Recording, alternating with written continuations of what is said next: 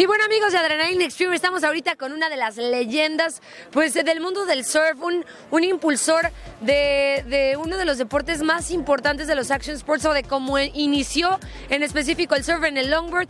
Joel, how are you? Fantastic. Beautiful day in Huntington. We lucked out. It looks like the waves are actually a lot better than last year, so I'm happy. You're happy. Well, we're happy to be with you. Joel Tudor's one of the more legends of all this world of surfing. How is it for you to be with all these people here and know that you're one of the wise? They're in love with this sport. Thank you. No, I think it's nice to come here and kind of, it's important for the history and heritage of the sport. This, Huntington Beach and Surf Contest has kind of been going on since the 60s. So the fact that Vans and IMG were able to carry on the tradition by having the U.S. Open and providing kind of like a place where the public can come and see surfing without having to watch it from a computer screen is important, because you still have to have like person-to-person interaction to where you can go and view your favorite athlete without having to log on. I mean, in society, everything's computer-oriented, but it's nice to still have a chance to go and especially with most contests now, because they're at exotic locations or they're places where the public can't come and see it. This is important. You need to have that opportunity, And talking about history, each one have a beginning. What's yours? Why did you start surfing? Some of my very first surf contests were here when I was 12 years old. My dad used to drive me up here to compete. A lot of them were on that side of the pier. And then, through the OP Pro and the US Open, I competed here for probably 25 years, maybe. And I actually was here, I got to experience the old Huntington Pier before they rebuilt this one. The old one was wood, this one's cement. And they were fishing, right? Yeah, it was different, but it was just cool, like to see surfing evolve and to see the contest carry on. Because I remember being like, like the kids that are here's age, and seeing my favorite surfers, and then 25 years later to bring my son and my other child and have them see the same thing. It's a cool tradition. It's important, and I'm glad to be part of it. Why did you fall in love with surf? It's a great lifestyle. My dad, I was fortunate I had a dad who still surfs and surfed, and he wanted my brother and I to participate in something that was healthy and, something that you could stay in love with for the rest of your life. And surfing's one of those few sports that you can really do till you're elderly. And basketball, you're not playing basketball in your 80s, you know what I mean? And in surfing, it really is. You can be a little old man or a little old lady and still be out doing your thing and riding waves and feeling free, and that's kind of really important. And it's also important, when you choose a life around the ocean, you start to pay attention to the environment, to the earth, to a lot of things that maybe you didn't think were important before. So in that sense, it's good for everybody. Everybody's got to try once, Of course. And speaking of that, you say your father introduced you to the world of surfing, and you introduced your son to the same world. What's the best advice you can give to the child that look up to you and see you as someone they want to be like they were and grow up? Don't quit. If something's hard at first, everything's hard at first. Nothing's gonna be. You're not gonna have anything. You're not gonna master anything overnight. Don't quit and just, carry on whatever it is you do, whether it's playing tennis or surfing or whatever.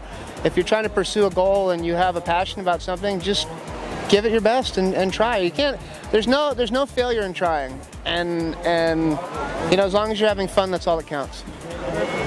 And I mean, longboard surfing has your name printed on it, but you have also a competition, right? The duct tape one each year in the U.S.? This is the 11th one that we've had, and we've had them all over the world, and we've had 3 here in Huntington, and we're probably going to continue to have it here. I made a name for myself kind of competing here as a kid, and to be able to give the same opportunities for the next generation of kids on longboards to be able to come here and build a name for themselves was the purpose and the idea behind the duct tape, to kind of provide for the next generation.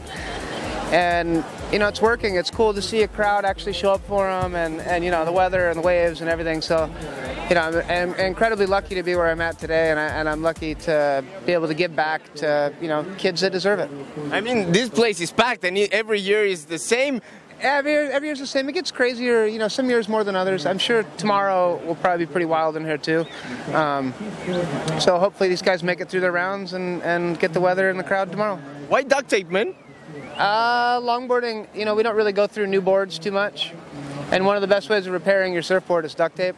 You know, and it kind of goes to the mentality of like, you know, we don't really care about new equipment. It's more about the activity. And that was sort of the idea behind the duct tape name. Cool. Going to the U.S. Open competition, the shortboard one, who's your favorite on the girls? On the girls? I'm rooting for Sally. I don't know who's still going. Still going, Sally Fitzgibbons, Bianca Butentag, John Defoe, and Courtney Kalongi. Courtney's pretty good. Courtney, you're going for Courtney's pretty good. Sally's really good. I mean, those girls are really, really good. That's kind of a hard one to decide who's going to who'll win. I think it really just depends on the waves. I mean, if you know, in Huntington, especially in longboarding, you can make a crap wave look good. It's easy, you know. And on a shortboard, it's really like trying to find the right one and connect the sections and pray that everything lines up. The girls, being a little more light-footed, I think will have a better opportunity in the waves than the guys, because the guys are kind of lead-footed, so they'll probably fly through the sections a little better.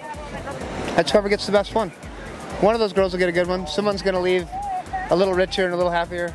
I don't know which one it'll be, but I wish them both luck, and you know, I'll be watching for sure. We'll all be watching. And this is this place breathe, I mean, board sports, but biking's too. I mean, everybody's jogging.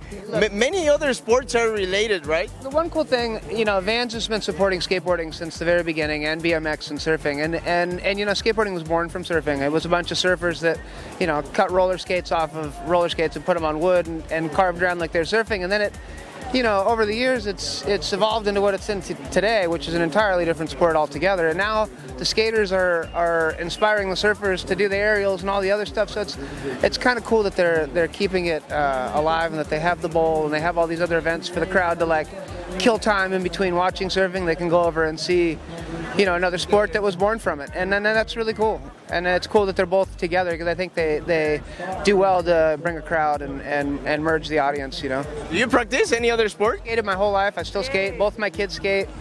I'll stay away from that bowl though. I don't want to. I'm not really going to go. dangerous. Yeah, I'm not going anywhere near that thing today. But yeah, I support it, and I've been skating forever. I still do, and I love it. Any combat sport? Any what? Any combat sport do you like? Oh yeah, I do some combat sports. I've been doing that stuff for a long time. I have a jiu-jitsu school in San Diego called Studio 540. If you're ever there, come check it out. And that's kind of what I've been busy in the meantime between the surf stuff. I'm there a lot, the majority of my time. It's cool because we have a UFC branding here. Oh, nice. Yeah. We're huge fans of all the. I mean, jiu-jitsu is kind of the keystone of actually. A lot of the UFC guys, I worked with Dominic Cruz before. I worked with BJ Penn for one of his camps. I've worked with a lot of guys like in the helping, you know, preparation for fight stuff. And you know, just because you surf doesn't mean you can't help somebody in another thing. Everybody's got their specialties in different things, and also it's nice. We like to try and get those guys to surf, you know what I mean? Like take them out of their element and make them do something else that kind of like, it's the same thing, like we do jiu-jitsu or whatever, you know, whatever you do, golfing or whatever, to make your one activity seem fresh without getting bored, you know? Those guys need the same thing with fighting. It's like fighting all the time gets boring. That's painful. It's nice to have something else to do. Chill. Yeah, go surf, go for a paddle, clear your mind, you know, heal your wounds, you know what I mean? But no way, you work with BJ Penn and Dominic Cruz? I helped Dominic a couple times. I've helped BJ Penn when he fought Nick Diaz. Yeah, I mean, I've been in jiu-jitsu for a really long time. I had a kind of a lot of success competing at it, and I just, in the last 5 years since my second child was born, the competitive side of it took a break, just because you have to devote a lot of training to do that stuff, and it's hard to do it when you have a newborn, you know? Yeah. If you have to choose between a Kimura or a longboard, what would you choose? I asked the difficult questions. That's a the ones great that make you question. think. That's funny. I'm from Carlson. Very Gracie. different, so you have to The choose. Kimura is like a staple of our curriculum. I love Kimuras. They're great. I love surfing too. It really depends on the weather, you know, because one fills in for the other. If the waves are crap, I'm going to choose the Kimura. If the waves are good, they win every time, you know. So, but great question. That's the first time I've ever had that one. That was good. That's a great question. Made my day. Thank you. No one beats an armbar. Ask Ronda Rousey. Yeah. Well, we'll see tomorrow night, you know. I'm rooting for Ronda. her coach, Justin Flores, works at our gym in San Diego. So we're all kind of cheering for Ronda. Indirectly, we're hoping she wins, you know. We'll see what happens, but go Ronda. Go Ronda, you're the best. You've done a lot for everybody, you know. It's really cool. Cool, nice to talk with you, man. Thank you guys. Much appreciative. Thank you, my dear. We're gonna be here in your house, man. We're in Huntington's house. Welcome. You guys enjoy your stay. Thank you very much. Seguimos con más aquí en Adrenalina Extreme.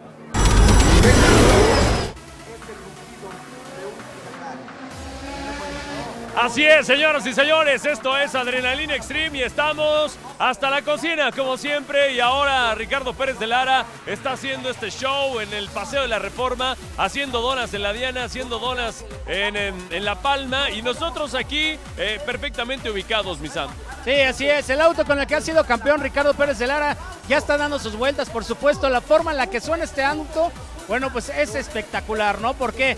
Porque lo que habíamos visto en Fórmula 1 sobre los circuitos con los autos del tipo turbo es que suenan más bajos, más roncos y que el motor no se escucha tanto. Este es uno de los autos que más sonó cuando fuimos a Austin el año pasado, y es que también lo que ha sucedido es que como este trae directamente el escape de salida, el turbo que trae es distinto, bueno, pues estos sí suenan en forma y ya se han estado preparando, calentando el auto de Esteban Gutiérrez.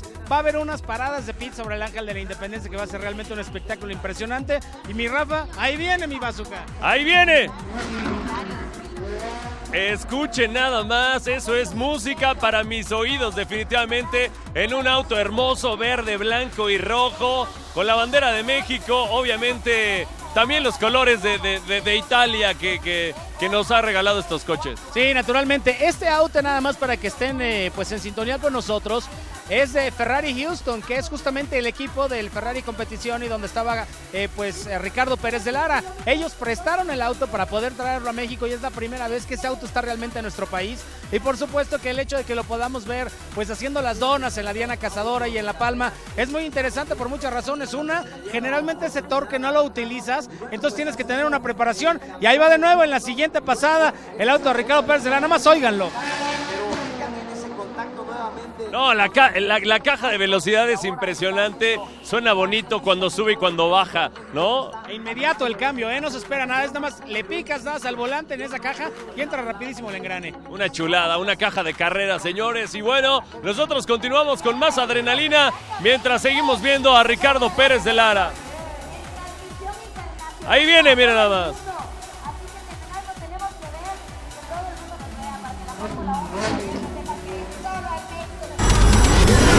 Amigos de Adrenalina Extreme, regresamos a este bowl de Van Invitational, pero ahora están con los de skate, chicos. La verdad es que esto es un espectáculo de punto y aparte, es velocidad, es adrenalina pura, una sensación indescriptible lo que es estar al borde con los mejores. Velocidad pura porque la verdad van rapidísimo en este bowl de concreto diseñado especialmente para los mejores. Y aquí están todos los que se van a dar pues hasta con la cubeta para definir quién va a ser el campeón de este Van Invitational 2015, pero lo que sí es que todos tienen una sonrisota en la cara. Exactamente, ahí podemos ver que está Pedro Barros esperando el turno, porque recuerden que en estas prácticas están haciendo un jam, ¿no? Entran, salen, están todos al mismo tiempo en el bowl. Claro, entran de 2 en 2, de 3 en 3 para no atropellarse. Es como orgánico, ¿no? Lo que te encontrarías en un skatepark cualquiera. O sea, llegas y no eres el único en el skatepark. Te repartes el espacio-tiempo con los demás. Y lo que más me agrada es que bien decías, ahí está Pedro Barros, está Alex Orgente, vemos chamaquitos de todas las edades. Pero lo bueno de este gran lugar es que como se sigue respirando skate y surf, las leyendas que han estado aquí los últimos 30 años también están. Y mira, lo que me gustaría antes de caerle es que chequen allá atrás Steve Caballero con toda su bandita de chavos, ¿no? Está el hijo de por ahí de Cristian Josoy con los hijos de Steve Caballero conviviendo, morritos que desde cuna, porque digo que, o sea, que tu jefe sea Cristian Josoy y Steve Caballero, pues está pesado. Sí, o sea, no, y aparte imagínate que tu papá sea Cristian Josoy y tu padrino sea Steve Caballero. O sea, ahí te encargo, Ahí ¿no? te encargo las leyendas siendo acá. Que Lionel Messi, que su papá... Esto, señores, es de verdad. Vamos a caerle, ¿no? A ver qué nos cuenta. Vamos a ver a qué nos platica. De la evolución del deporte, porque la verdad ha sido uno de los pioneros, uno de los fundadores de lo que vamos a ver competir aquí. Hi, Mr. Caballero, how are you? I'm doing good, thanks. Huge fans from Mexico, man. Oh, awesome. Hey, Nice to meet you. are you happy to be here with your kids? I mean, with all the people, with all this talent here? Yeah, it's amazing, man, what Vans is doing on the U.S. Open with the Van Doren Invitational. It's really great to see all the skaters and It's a great day today here in Huntington Beach. It's like a satisfaction. You created most of these things. Yeah, now I get to sit back and enjoy it. Ah, you're still skating, man. Well, we saw you. You keep skating and you keep inspiring people. In Mexico, you have a lot of fans. A lot of people love Steve Caballero. Awesome, thank you, I appreciate it, yeah. Have you been in Mexico lately? I haven't been there lately, but hopefully go back someday and visit. You can get a good vacation there because, you know, we have Cabo, we have a lot of beaches, a lot of beautiful places. Yeah, I'm sure my wife would love to go there for vacation sometime. Yeah, let's say to the wife of Steve Caballero, take her to Mexico. Yeah, let's do it. Because I have to admit, I am a huge fan. I had your shoes, I don't know, 20 years ago, and I started skate with your shoes. So I think this is kind of a 360 thing. And I saw your videos on Instagram with your kids and Christian kids. It's like they're growing the best place, right, to skate with you guys. Yeah, you know, I'm from Northern California, and me and my son, my daughter, and my wife just moved down here, SoCal. So it's great to be in the mix with all the companies, and there's lots of skate here, you know, getting out in the ocean now. The weather's great, you know, he's racing BMX and rides dirt bikes as well, so it's a lot going on here in Southern California. What has changed since you skate and this? Just a lot of new faces, not a lot of new kids, you know, and a lot of females are getting really good at skateboarding too, so that's growing as well. So I don't know. There's a lot of public parks around, so there's almost a skate park in every city, you know. So we really just have to choose. Yeah, we're really fortunate to be living in the times that we are, and I'm stoked. I'm still skating and get to share it with my son Caleb, you know. And we're gonna go skating right after this on our way home. Can I ask you something? What's the best advice on the skating matter that you have given to your son? I'd probably say for Caleb just to have fun with it, you know, and be safe, you know, wear all your equipment because it's a very dangerous sport, you know, and I always tell him, you know, the more work you put in, what you get out. I thought the best advice that you gave him was to dye his hair equal as you. That was my wife. I think I would like your wife. She sounds very nice. Have you seen your father's videos? Yes. What does it feel? It feels great. You want to be like your dad? Yes. How old are you? 8. Huh? 8. 8. Well, you're a big boy now. Do you love skating as your father does? Yes. He's very cute. And what's your name? Endless. Are you happy to be here today? Yes. Have you seen your father skating? Yes. He's just trying to land something right there, right? Yes. You want to like him when you grow up? Yes. He was skating the bowl earlier and he dropped in on the big bowl and flew out of the top. How old are you? 6. 6 and 8. Kind of youngest one. Yeah, his brother, Classic, They're is rolling it. they're He's like amazing. Cousins, right? They're like cousins. Yeah. That's very nice. Hang out as much as we can. That's pretty good. And, maybe just for the last, is skate for life or live for skate? Both. This is a way of life, right? It's not a job, it's not a sport, it's not a hobby. You get in love with the skateboard and it's pretty much everything. It's whatever you want it to be. I mean, for me, it's been everything. It's been a hobby. It's been a sport to me because of competition, and it's been my job and my career. So, to me, I've made it all aspects of life, you know. But skateboarding, you know, is an individual expression, and it's whatever people want to make out of it. You know, that's the beauty of skateboarding. It's an open door to express yourself in any way that you want possible. And I've been very fortunate to make a career, you know, and a profession out of it. So I feel very blessed that I've been a part of that. And what would you say to the kids that are starting, that, I don't know, want to do this like a job or just to have fun? I don't know, to get sponsors, or how would you encourage all the kids? I would just encourage them to just have fun with it and don't forget why you started skateboarding in the first place. I mean, it's great to have goals. It's great to have a vision and a dream to be sponsored, but don't let that drive all of it because, you know, in the end, it's really about having fun and enjoying what skateboarding gives you, you know, that feeling it gives you of accomplishment after trying and practicing and, you know, even getting sponsored and being a professional. It's hard work, you know. It's you still, even when you reach the top, you can't slow down. You got to keep practicing and keep developing new tricks and just stay on top of your game.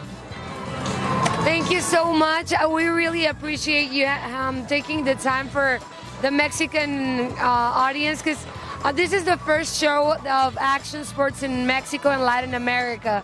And you were one of the inspirations that made us think that this show could work, and it did. Because now we've been running for almost 4 years. So thank you so much. And don't forget, we have the future of skating right here with these kids that have all the knowledge. I know. Well, thank you so much. Ahí está, amigos, Steve Caballero, uno de los mejores y de las leyendas más grandes del mundo del skate. Esto es Adrenalina Extreme.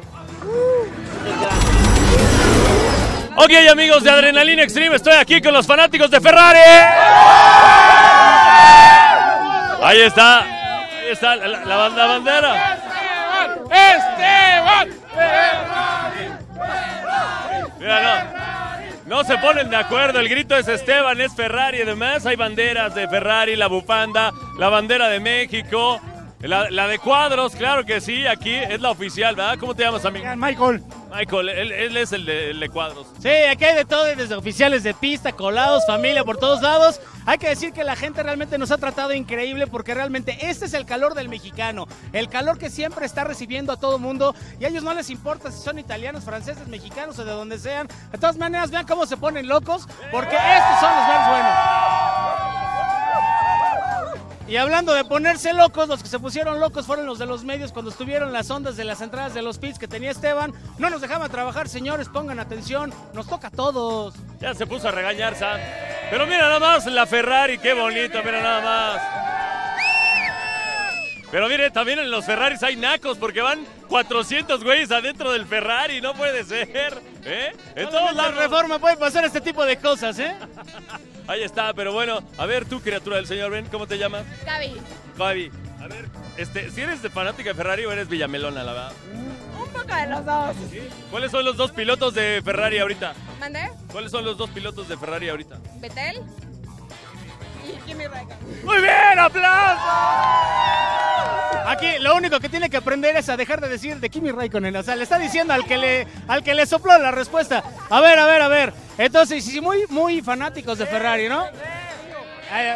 ¿Le vas a traer una bonita botella de agua? No, no es cierto. No. Premios no tengo, por desgraciadamente, porque no tenemos una cerveza. Pero no están vendiendo chela, estamos en la vía pública, amiga. Ok. Todo con medida, nada con exceso. El exceso nada más es por el relajo, pero a ver. Sam es bien portado, por eso trae su agüita. Mira nada más. Ay, ahí está su agüita. ¡Un bu para Sam!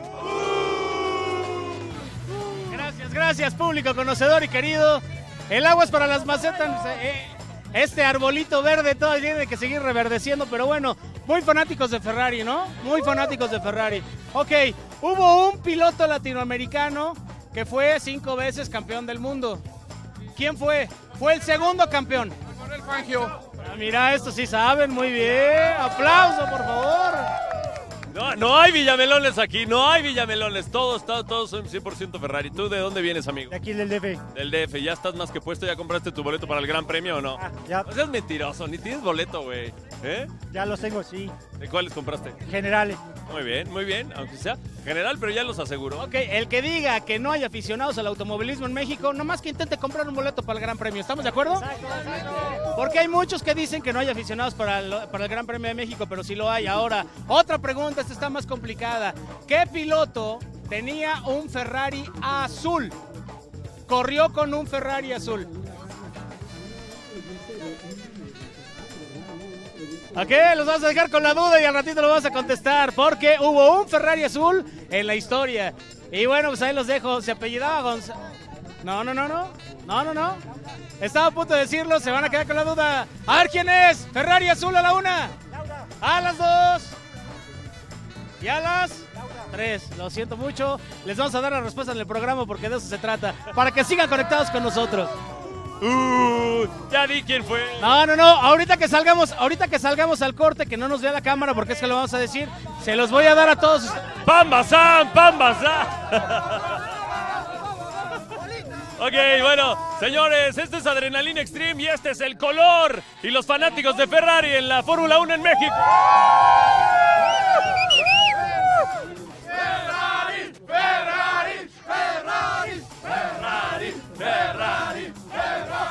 ¡México!